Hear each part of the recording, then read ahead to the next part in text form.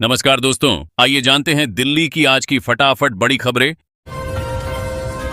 दिल्ली के 13 रेलवे स्टेशनों की बदलेगी सूरत। दिल्ली के रेल यात्रियों के लिए बड़ी राहत की खबर है। अमृत भारत स्टेशन योजना के तहत राजधानी के 13 प्रमुख रेलवे स्टेशनों का पुनर्विकास किया जा रहा है। इस योजना का मकसद यात्रियों को बेहतर सुरक्षा, सुविधा और आधुनिक अनुभव देना है। रेल मंत्री अश्विनी वैष्णव ने संसद में बताया कि देश भर में 1337 स्टेशनों पर काम चल रहा है। दिल्ली के न्यू दिल्ली, आनंद विहार जैसे स्टेशन इसमें शामिल हैं। न्यू दिल्ली स्टेशन के अजमेरी गेट साइड पर टिकट काउंटर, वेटिंग एरिया, सूचना बोर्ड और सीसीटीवी जैसी सुविधाएं काफी हद तक तैयार हो चुकी हैं।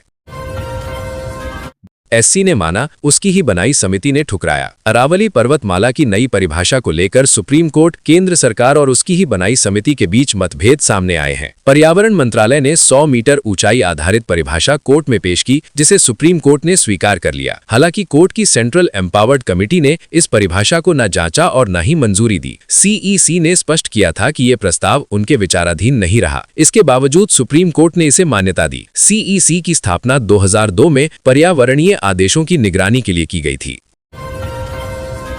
ओल्ड गुरुग्राम मेट्रो के रूट से हटेंगे 4 अंडरपास। ओल्ड गुरुग्राम मेट्रो परियोजना में अब 4 अंडरपास शामिल नहीं होंगे। इस फैसले को GUMRL की बोर्ड बैठक में मंजूरी दे दी गई है। अब केवल बख्तावर चौक और कृष्णा चौक पर अंडरपास बनाए जाएंगे। पहले कुल 6 अंडरपास प्रस्तावित थे। GUMRL ने बताया कि मेट्रो निर्माण 2 चरणों में हो रहा है और पहले चरण में मिलेनियम सिटी सेंटर से सेक्टर 9 तक का टेंडर पहले ही आवंटित किया जा चुका है। बैठक में GUMRL, HMRTC और GMDA के वरिष्ठ अधिकारी मौजूद रहे। दिल्ली मुंबई एक्सप्रेसवे से 20 दिन में हटेंगे अवैध कब्जे। दिल्ली मुंबई एक्सप्रेसवे और मास्टर रोड पर किए गए अवैध कब्जे 20 दिनों के भीतर हटाए जाएंगे। केंद्रीय राज्य मंत्री कृष्णपाल गुर्जर ने अधिकारियों को सख्त निर्देश दिए हैं। उन्होंने कहा कि अतिक्रमण के कारण कोहरे में दुर्घटनाओं का खतरा बढ़ जाता है। जिला विकास समन्वय समिति की बैठक में ये मुद्दा प्रमुखता से उठा। मंत्री ने आदेश दिया कि अतिक्रमण हटने के बाद दोबारा कब्जा न हो, इसके लिए जेई और SDO की नियमित ड्यूटी तय की जाए। दोबारा कब्जा मिलने पर संबंधित अधिकारी की जिम्मेदारी तय होगी। दिल्ली को नया सीएम मिलने वाला है। LG के लेटर पर आप ने फेंक दी गुगली। दिल्ली की राजनीति में एक बार फिर हलचल तेज हो गई है। LG विनय सक्सेना के पत्र पर आम आदमी पार्टी ने बड़ा सियासी दांव खेला है। आप नेता सौरभ भारद्वाज ने दावा किया कि दिल्ली को जल्द नया मुख्यमंत्री मिल सकता है। उन्होंने कहा कि मौजूदा मुख्यमंत्री रेखा गुप्ता को हटाने की तैयारी है और तब तक LG ही शासन चलाएंगे। भारद्वाज ने यह भी दावा किया कि नए मुख्यमंत्री को लेकर गृह मंत्री के आवास पर बैठक हो चुकी है। भाजपा सरकार और आप के बीच प्रदूषण के मुद्दे पर टकराव लगातार बढ़ता जा रहा है।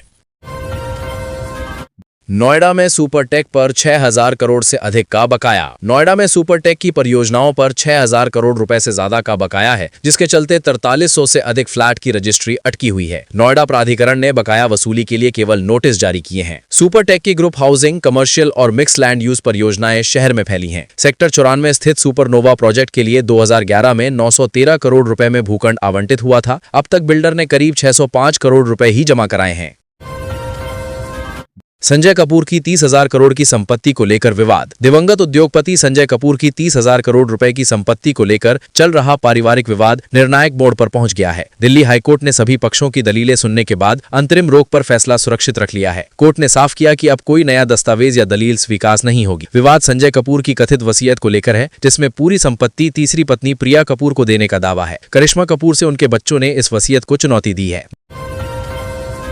दिल्ली वाले ध्यान दें, इन इलाकों में नहीं आएगा पानी। दिल्ली के कई इलाकों में 26 दिसंबर को पानी की सप्लाई बाधित रहेगी। NDMC क्षेत्र में भूमिगत जलाशयों की सफाई के चलते ये कटौती की जा रही है। केंद्रीय सचिवालय, राष्ट्रपति भवन, संसद, Connaught Place, India Gate, Lodhi road सहित कई इलाके प्रभावित होंगे। इसके अलावा पटपड़गंज, मयूर विहार और विनोद नगर के क्षेत्रों में भी पानी नहीं आएगा। दिल्ली जल बोर्ड ने लोगों को पहले से पानी स्टोर करने की सलाह दी है। जरूरत पड़ने पर 1916 पर कॉल कर टैंकर मंगाया जा सकता है। तमिल फिल्म में देखा आइडिया और चांदनी चौक में कर दी लाखों की ठगी। दिल्ली पुलिस ने चांदनी चौक में हुए एक अनोखे साइबर फ्रॉड का खुलासा किया है। 19 साल के युवक ने तमिल फिल्म से प्रेरित होकर दुकानों के QR कोड बदल दिए और ग्राहकों का पैसा अपने खाते में ट्रांसफर कर लिया। 13 दिसंबर को एक बुटीक से 2.5 लाख का लहंगा खरीदने वाले ग्राहक ने UPI से भुगतान किया, लेकिन रकम दुकानदार तक नहीं पहुंची। जांच में QR कोड से छेड़छाड़ का खुलासा हुआ। पुलिस ने आरोपी को गिरफ्तार कर लिया है। दिल्ली से भी ज्यादा जहरीली नोएडा की हवा।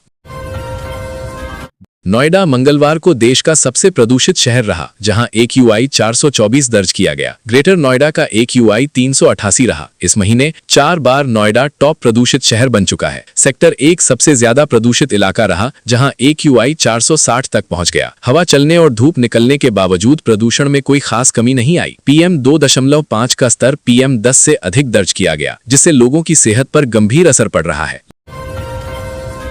लाउडस्पीकर से गौहत्या वाली अफवाह फिर। ग्रेटर नोएडा के अखलाक हत्याकांड में अदालत ने सरकार की केस वापसी की अर्जी खारिज कर दी है। जिला न्यायालय ने साफ किया कि अब 6 जनवरी से इस मामले में रोजाना सुनवाई होगी। अखलाक की बेटी शाइस्ता पहले ही गवाही दे चुकी हैं। अब उनकी पत्नी और बेटे समेत अन्य गवाहों के बयान दर्ज किए जाएंगे। इस फैसले के बाद आरोपियों की चिंता बढ़ गई है। पीड़ित पक्ष को उम्मीद है कि उन्हें जल्द न्याय मिलेगा।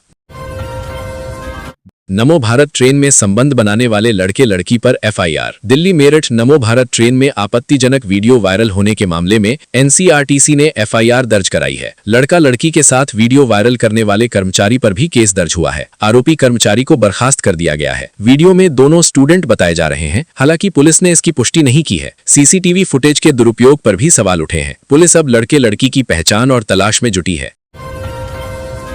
दिल्ली के मोदी मिल और सावित्री सिनेमा पुल का होगा विस्तार। दिल्ली सरकार ने दक्षिणी दिल्ली में ट्रैफिक जाम और जल भराव की समस्या से निजात दिलाने के लिए 759 करोड़ रुपए की परियोजनाओं को मंजूरी दी है। मोदी मिल फ्लाईओवर से IIT गेट तक 6 लेन का कॉरिडोर बनेगा। साथ ही आउटर रिंग रोड पर नया फ्लाईओवर भी तैयार होगा। इस परियोजना पर 30 महीने में काम पूरा करने का लक्ष्य रखा गया है। इसके पूरा होने से कालकाजी, GK2 और आउटर रिंग रोड पर जाम से राहत मिलेगी। दिल्ली की जहरीली हवा में हल्का सुधार। दिल्ली की वायु गुणवत्ता में मामूली सुधार जरूर हुआ है, लेकिन हालात अब भी बेहद खराब बने हुए हैं। कई इलाकों में AQI गंभीर श्रेणी में दर्ज किया गया। मंगलवार को AQI फिर 400 के पार पहुंच गया। मौसम विभाग के मुताबिक अगले 3-4 दिनों तक प्रदूषण से राहत की उम्मीद कम है। हवा की रफ्तार धीमी होने से प्रदूषक कण वातावरण में फंसे हुए हैं। 14 अक्टूबर से दिल्ली की हवा लगातार सांस लेने लायक नहीं बनी हुई है।